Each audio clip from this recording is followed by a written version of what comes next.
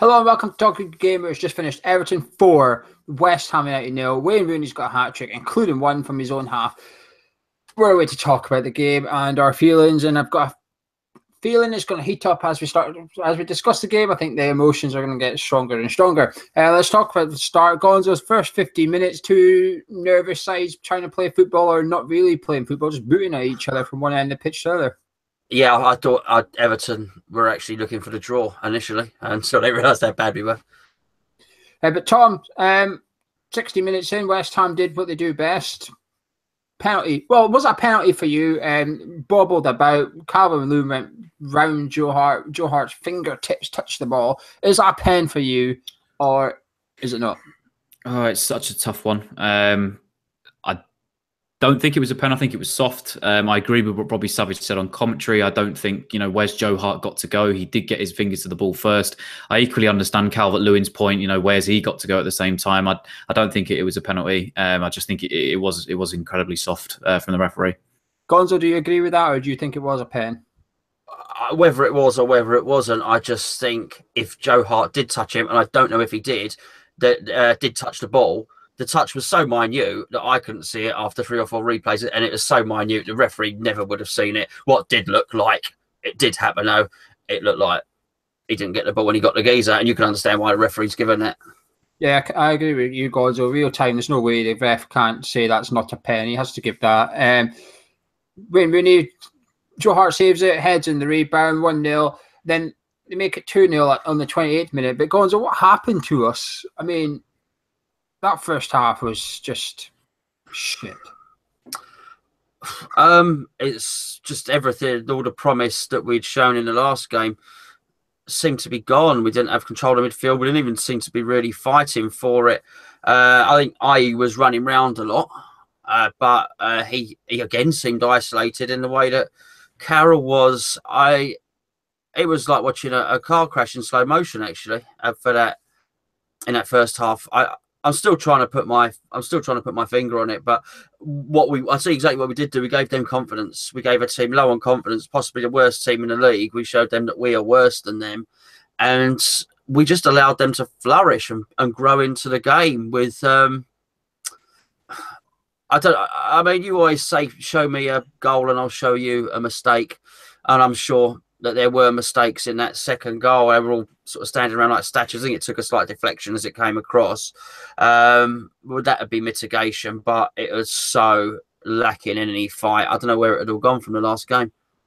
Tom, I say this quite often. I say, is this goal we conceded just sum up West Ham? And I'm going to say it again for this one when it was 2-0. I mean, they put together a basic move down the right-hand side, put the ball across, and Wayne Rooney, who started 5 yards behind Cecchiati, ended up 5 yards in front of Cecchiati and tucked it away. I mean, but you have to, as well as that was poor, it passed off all of our defenders to get to Wayne Rooney at the back post. But this isn't just like a 23-year-old, 21, 19-year-old Wayne Rooney. This is like 36-year-old Wayne Rooney. And he's just made Chiati look like a passenger. And he's not just passed him from the edge of the box. This is from 40 yards out. He's just took the step on Chiati. He's lost his man. A basic move down the right-hand side has led to an Everton goal. I mean, we could say it's just, typical West Ham of how our season's been. But that's just basic stuff. Basic stuff. And Chiati should be knowing that he has to track back, to be watching Rooney, to be watching his man. And it's just, we highlighted it in our group chat during the game that I've never seen someone, a midfielder, not willing to run. And if he does, it's away from the ball. It's just, I could say it's a comedy of errors, but this is just basic stuff. And it's just one of the reasons why I absolutely hate Chiati playing in the middle for games and even being paired with Obiang. It was just absolutely frigging awful to watch. And his lack of ambition to track back. And like I said, it was a great heads up and awareness from Wayne Rooney to get into that position. But from Chiati's point of view, when you look at the replay, it just doesn't look good for him. I kind of agree with what Gonzo said there about confidence. The first 15 minutes for me, there was two sides devoid of confidence. They were passing it about at the back, and when there was a little bit of pressure, they would boot it up and hope it would stick. And then they got the pen, they got their lucky break. But as soon as that went in, their tails went up, our heads dropped. But that second goal was just awful. The way it just comes down the right, Obiang gets skinned again in the centre of the pitch. It starts off with Obiang getting skinned. He's our most dribble pass player in the league so far this season. He's a centre midfielder. You should be getting dribble pass, and if you do, you should be committing fouls. There's a reason that the top centre midfielders in the league commit a lot of fouls. There's a reason the likes of Kante get a lot of bookings, because he uses his head and thinks, all right, I've been skinned a couple of times, now I'm going to bring in a... Obiang just lets him go past once more. He goes down the right. Then check Kouyaté. Christ, I've given him a lot of criticism on this. For the last 18 months, been banging the drum. But I've been banging the drum about his passing and everything except the fact that he would run a bit and he was quite fast. Tonight, he wasn't even running a bit. He wasn't even doing that. There was at one point in the first half, the centre-backs had the ball. Ogbonna and Reed was knocking about. Kouyaté wasn't even in the fucking picture. You know, you could see the centre of the pitch. You could see Obiang. You could see Lanzini going in and out. Kouyaté wasn't even fucking there. He was gone. He didn't even want the ball. It's just... Honestly, I know people say it's a lack of confidence. It's a lack of responsibility, and it's also a lack of just giving a fucking shit. It actually pisses me off watching people like him play tonight. But at half-time, 2-0, Saka come on for Obiang. Fair enough, we're 2-0 down, and Obiang was a bit shite, so that makes sense. At least Moyes made a change at half-time for once. But Gonzo, we started playing decent enough football, would you say, for the first 7 minutes? Well, 10. I made it 10. I made it 10. Yeah, I made it 10 minutes. Just before Cresswell hit the bar, Lanzini had a long shot as well at the start of that move. And Lanzini, for 10 minutes, was dictating stuff. It looked like Moyes has had a word with him. Obviously, culminating in the pen, which you're going to discuss now. So, yeah, we were good. We were good for 10 odd minutes. Well, Gonzo, the penalty, Stonewall penalty, let's not discuss if it was a pen. It was a pen. But Lanzini, Noble's not on the pitch, so he takes it. Is it too critical to criticise him for this pen? Because he'd taken 3 before, and this is his 4th one. He put it in the exact same spot. So as a keeper, surely you've done your research. Who's going to be taking a pen? Well, Noble didn't start the last game, so it'll probably be Lanzini. The last 3 Lanzini's took, it's gone here. I'm going to go here. Yeah, I don't know what you were watching it on, but whatever I was watching it on was as he was putting the ball down and whatever, they put the graphic up and they showed him. So it was free. They had 3 balls all in that corner. And it's a mock-up, a graphic of the goal. So, as you say, if the production team knew that, then the goalkeeper would have known next. He's done his homework, so that was the way he was going. And it wasn't quite tucked enough in the corner. But I do, so it was a bad penalty, and maybe he should have swapped it around a bit. But we had more problems today than the one missed penalty that Lanzini did, and I'm pretty sure Moyes is going to come in. I don't want to overly pick on Moyes either, because there's just bigger problems at West Ham than Lanzini or Moyes. There's just so much wrong. But I'm pretty sure Moyes will go into his press conference and say, well, if Lanzini had hit that head, it would have been 2-1, and it's a different game. And I understand that, but maybe that would have been a bit of paper and over the cracks as well. So, because there's a lot more wrong than that.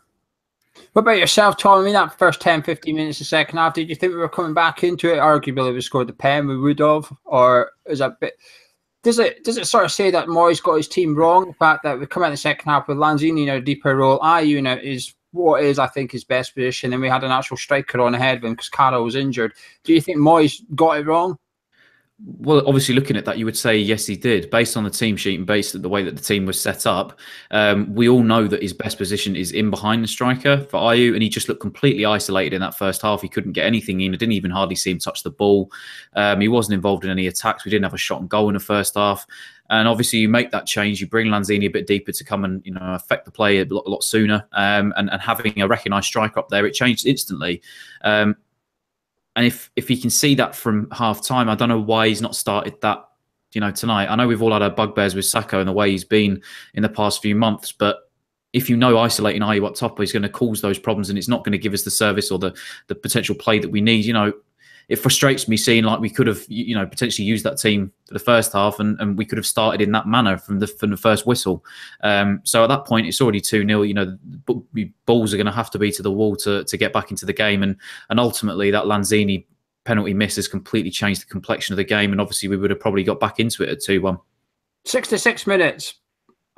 Let's be honest, a moment of magic. World-class goal, this. Long ball forward. Reed is caught dilly-dally, and Calvin Lewin's going bombing past him. Ogbonna's coming over to cover Reed because Reed's been standing still. Hart comes flying out his goal and for whatever reason kicks it down the middle of the pitch, where despite him being 25 yards off his line, he decides to boot the ball down the middle of the pitch.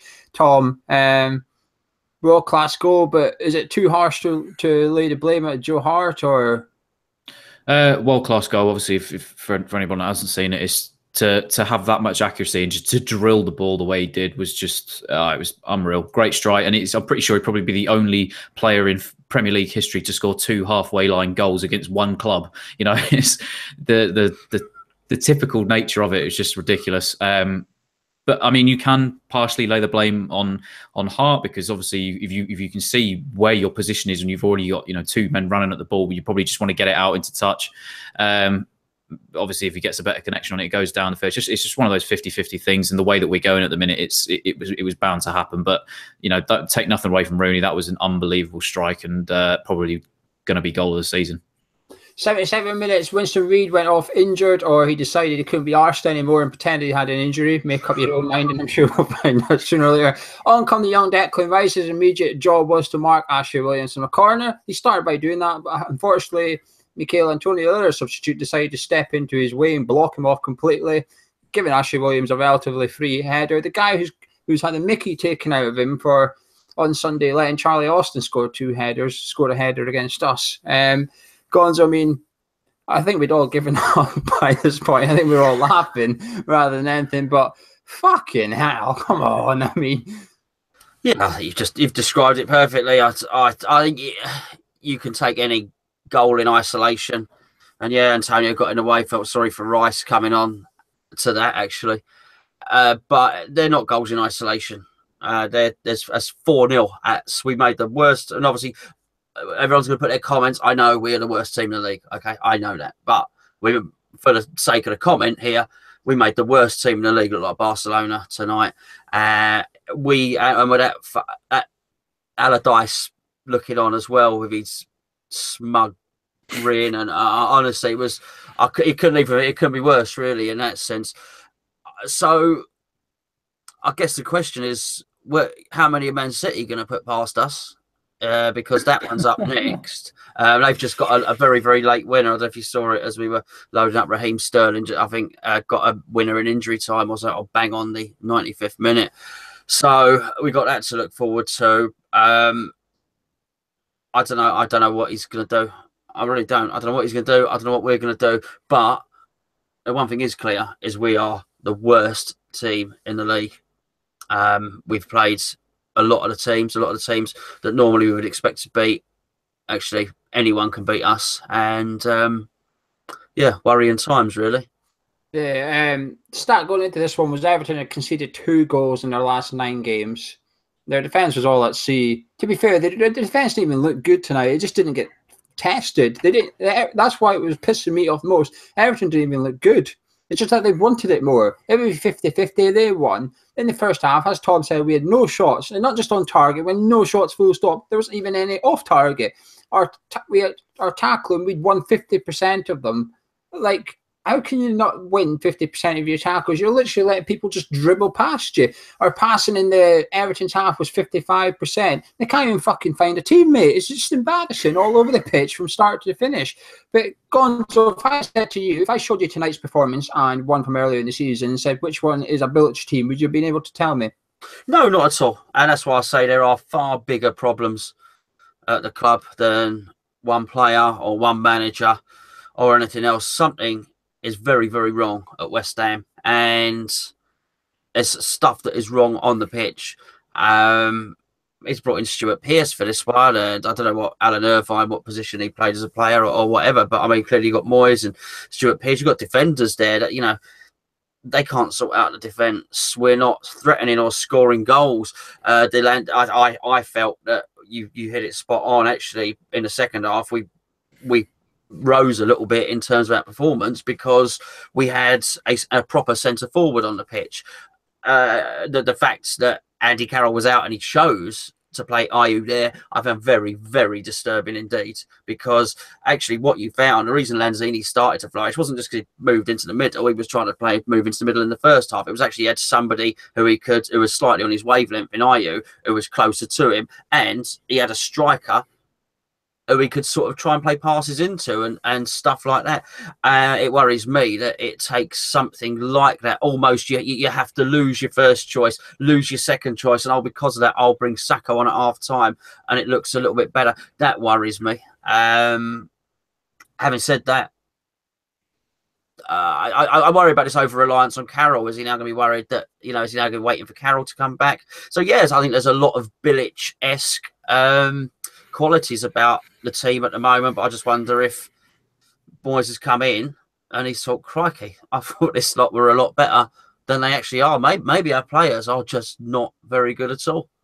Tom, how long until Moyes has to take some of the blame? I mean, Bilic took quite a lot of it from a lot of our fans. How long until David Moyes starts having to take some? It's 3 games now. His next 3 look like we're going to be very lucky to get a point. I mean, obviously, I don't think you can judge him on the games in the next few weeks. Obviously, that's a double-edged sword if he wins those games. I just think that it's just by how many in the next few weeks, and that attention is going to turn to the board. I think the fans' anger is now directed towards the board and the players, because we've changed manager and it's just the same different shit week in, week out. Nothing has changed. David Moyes has implemented a system. Joe Hart obviously had this interview with BT Sport before the game, and he was saying, he was just doing what was expected of him as a player by doing double sessions and being asked to work that extra step in training. But it's clearly not worked. Like Gonzo said, does that point out that actually our players aren't as good as we expect them to be, or actually are? I would say no on the basis of what we've seen tonight, because it was just abhorrent. This is the worst West Ham team I've seen on paper, or just not even on paper, but just watching in years. As for Moyes, I mean, like I said, do you judge him if he wins the game? It's fantastic, well done David Moyes. If he loses, it's we had a crap run of fixtures anyway. So it looks now like the points are going to have to start coming towards New Year and the turn of the year and afterwards. And I think only then can we start to look to potentially judge him and going forward. Yeah, I mean, I think he needs a window certainly. Anyway, get his own people in. I've always sort of defended Bilic, so I'll sort of defend Moyes as well and say, well, it's the same players and it's the same shite you're getting from the players under both managers. They threw Bilic under a bus. It looks like they're starting to throw Moyes under a bus after game 3. And what, are you going to keep doing it until you get someone you actually like in? Where does this end? When are you actually going to start trying for the shirt you're putting on? I think he's made a mistake. He's got his leader on the bench. I think that's a mistake. The one guy that will give you passion, that he's not played, which is risky. However, against Leicester, he's made that the centre midfield pair and didn't do too badly. But the thing is, though, he didn't play a striker today. He's got to take criticism for that. That was his decision. And once again, Martinez hasn't got on. We're 2-0 down, we're 3-0 down. When's he going to get a chance? What's the point of taking him on the bench then? You're not going to chuck him on. The game was over and done with. You might as well put him on. I know you're going to say, well, Reid got injured, so he had to go off, and that was third sub. But he still, if 2-0 down doesn't mean you're going to bring on your striker.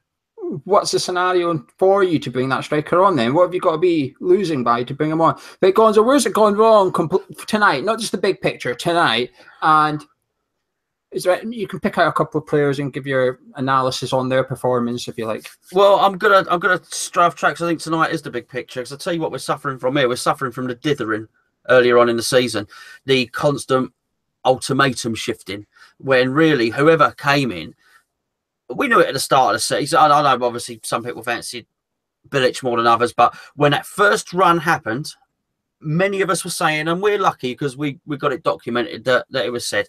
And what needed to happen was that Bilic needed to go at that point. We all saw it wasn't working. It gave him enough time to then get another boss in, because we all know we then had a run of winnable fixtures. For a new boss to come in, they had time to highlight somebody. The the atmosphere around the club from the outside looking in wasn't so toxic that nobody'd want to take the job, because no one would want to take the job now.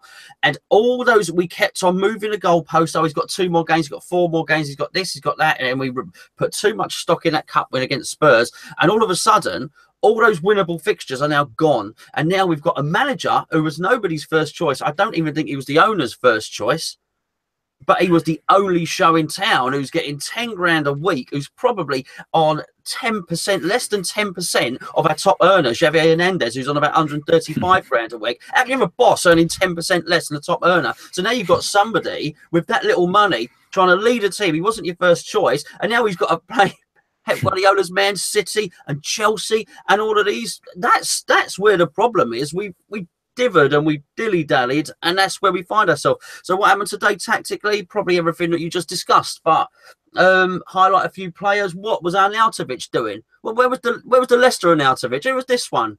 Was he twin brother or something? I don't know what was going on, but you could dig him out. You can ask for man of the match later. Who knows? No, I'm not. I've stopped doing that recently. Leicester was the only one I've done it for quite a while. Oh, right. Okay, good. Tom, what about yourself? Where's it gone wrong? And would you like to pick out another couple of players? Well, I mean, it's just, you can only echo what Gonzo said. You know, you in a way you do reap what you sow, and it's unfortunately, you know, this is the due diligence and the what the board have done and Brady and everybody in the past few weeks. I mean, it's going to be definitely. I'd say obviously with Brady's meetings tomorrow, I'm sure that's going to be a hell of a lot of fun tomorrow. As for tonight, I mean, it's just like I said, it just that negativity, the abject performance, the way that, you know, we go a goal down and it's just back to square one again. It's just, there's no positives around this club at the minute. This isn't the club that I grew in love with, that grew up and fell in love with. This isn't, you know, I don't expect to see this sort of stuff. And I think, like you said, I don't think you can be utterly blamed on Moyes' doorstep tonight. Obviously, you potentially say that the starting 11 was wrong to start off with, but I think you just got to look at the players tonight, mate, and the way that they applied themselves in that game. And it's just, confidence is so low now, and I'm just like everybody else. I'm looking at them next few fixtures, and just we're royally fucked. Like we are. I hate saying it, but you know, it's how many goals we concede by now. Collins is out injured, potentially Reed's gone. That means that Rice is potentially starting against Jesus and Aguero at Man City. Like there's just no positives going forward. Like, where do we turn this around? Where does the break come from? You know, because even the little things are going against us, whether it be missed penalties or players scoring from halfway. It's just everything that could go wrong is going wrong, and it's just a recipe for disaster. And we're going to find ourselves basically at the foot of the table probably by the end of the season. I saw more fight from Palace last night of what I've seen in the highlights in their game, and I know they were only playing Brighton, but as you echoed earlier in the game. Earlier in the review, you know, this is an Everton team that have conceded 9-2. Let's not, you know, fool ourselves. I watched Everton against Atalanta. I watched the game on BT Sport. They were absolutely fucking woeful, and we've just made them look like Barcelona tonight. And it's just, it's absolutely shocking. And unfortunately, you know, where do we honestly go from here? Yeah, I only bring up Moyes because if Bilic played that 11 tonight, people would have been hitting him with the stick. Why didn't you play a striker? And I think you've got to take away the whole new manager thing a little bit and say, well, actually, David, you've got your team wrong again, arguably, and it's only your third game in here. You're not playing with an out-and-out striker, and you're leaving Martinez on the bench, etc. That's all the nitty-gritty of it. But the big picture is the players just aren't giving a fuck. You know, it's just. You know, you called out Arnautovic. It's just fair enough. He's gone back into his shell a little bit, but I don't even think he got the ball that much. He just didn't get the ball. He didn't get it from Obiang, Kiati. They didn't want the ball from Ogbonna and Reed. So I was getting booted up to IU. I mean, we've made Ashley Williams look like a good defender. This guy's been getting criticised left, right and centre by Everton fans, and he's one of the worst defenders in the league. Yeah. We've made him look decent tonight. He's got a goal and everything. He even conceded a pen. It was almost like, oh, I'm playing too good tonight. I better give him a pen. Better remind people I'm shit. You know, it's just, we've made this centre-back look decent. It's just, we should have come out tonight and been firing shots in at that goal, left, right, and centre. As soon as you can see that goal, have a shot, because their defence is at sea. They're low in confidence. Their keeper's been getting criticised as well. But we didn't even take a shot in the first 45 minutes. Now, I was confident for this one because of the Leicester one. I think, watching that tonight, I was thinking the reason we looked good against Leicester is because of that crowd. When did we play well against Leicester? When the crowd got on their feet and gave it. Tonight, they didn't have that home crowd. They all went hiding again. They didn't want to be on the pitch. They didn't want the ball. Every time they get it, it's like it's a bomb. It's like, well, you take it. I don't want it. You take it. And if they can't give it to someone, they just boot it. There's no creativity. There's no players got balls. There's no one willing to take a risk in case they get it wrong. It's just, everything with that team is scary. And what scares me even more is I seen tonight City didn't start Sané, and someone said he's been rested for what? Playing Zabaleta. Bloody hell, the fastest guy in the league against someone who's like got slower since he joined West Ham. He was good at the start of the season. He's getting found out almost every game now and getting yellow cards, and Sigurdsson skinned him for pace. He's not the fastest bloke in the world. He's going to get roasted against Man City. We're coming up against the best manager in the league as well. He's no fool. like Tom said, I can't see any positives. I can't find anything to look forward to. You know, we've got City, then Chelsea, then Arsenal. Give me strength. I mean, the owners say 20 million in January, and they describe it as a war chest. Well, yeah, this is a championship attitude already. 20 million in the championship's a war chest. You know, why don't we just go down there anyway? But anyway, let's start rounding this up. We've been ranting for a while. We could be here all night. We ain't Gonzo will be doing a cup of tea at some point. Keep your eyes on social media and the forum. We'll discuss a bit more. Tom, what's your last thoughts on the Everton? I mean, I don't know.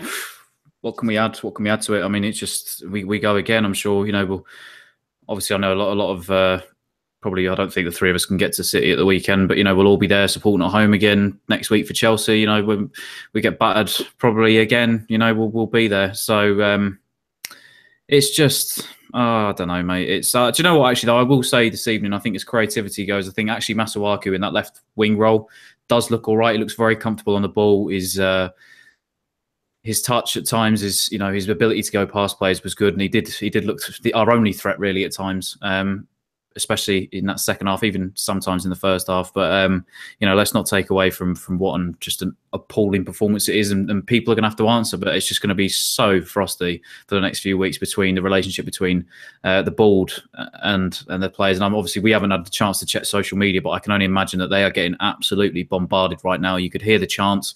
Sack the ball again. Everything was going off from the away section from our lot. You know, they're making their voices heard, and it's just so it's we're up shit creek at the minute. But yeah, we have to hope that we can somehow turn it around. But we are just going to get taught a new arsehole come Saturday against Man City. We really are. Gonzo, mate. I don't just think it's the relations between the fans and the board that are going to be frosty. There'll be a lot of frosty fans there tonight because they've travelled a long, long way. It's been freezing cold up there, and they were singing. They did not stop singing. Wonderful, wonderful fans. So they deserve a lot better, quite frankly. A lot of them. Spoke to one. Actually, funny enough, at the start of the day, I saw a West Ham fan in the supermarket, and he was on his way up there. And not only is he on his way up there, he's driving back tonight, and he's going to work tomorrow in the supermarket tomorrow. Do you know what I mean? Right. Well, the other thing I'll just say, just in terms of the game, they were there for the taking, and Moyes set out a defensive team there. And I don't particularly want to dig him out there, but if we don't go out and attack the worst team in the league and go out with an attacking mentality, who are we going to attack? I really don't. Our defence isn't good enough to sit back. We've almost got to look at it like Watford do. Watford just concede loads of goals all the time, but they've got an adventurous attitude, and they tried. Right, it didn't work for them last night, but we are not going to stay. We are the worst team in the league. We have to make sure we're not the worst team in the league somehow, and I don't think we're going to do that by keeping clean sheets. It certainly doesn't look it. I have to agree with you. I mean, I don't want to put too much blame on Moyes' fault, because the big picture is, and most of the responsibility lies with the players and just their lack of effort, really, and their attitude. But he's got to take some criticism. Like you said, who are you going to attack? You know, this was a must-win tonight. Everybody was labelling this as a 6-pointer, a must-win. You know, the point against Leicester is only good if we won tonight. We didn't win tonight. So that point against Leicester is no longer enough. It's no longer a good point. It's now 2 points dropped. But you know, Tom's point about Masuaku's right. He is going past players and stuff. The problem is his crosses are all hitting the first man. Now, that's fair enough. I don't want to criticise him too much because he's doing all the hard work. But when someone in the box is going to click on and actually think, well, when Masuaku goes down the line, guess where I'm going?